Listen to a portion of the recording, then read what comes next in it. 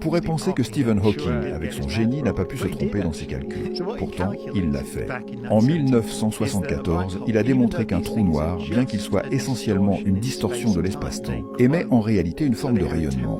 Ces objets possèdent une température et émettent ce qu'on appelle le rayonnement de Hawking. Cela signifie qu'ils perdent de l'énergie et rétrécissent, ce qui implique qu'ils ont une durée de vie finie.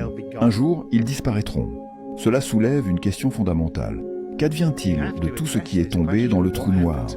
D'après les calculs de Hawking, aucun des éléments ayant pénétré dans le trou noir ne laisse de traces dans le rayonnement émis. Autrement dit, il semblerait qu'un trou noir efface entièrement les informations liées aux objets qu'il a engloutis.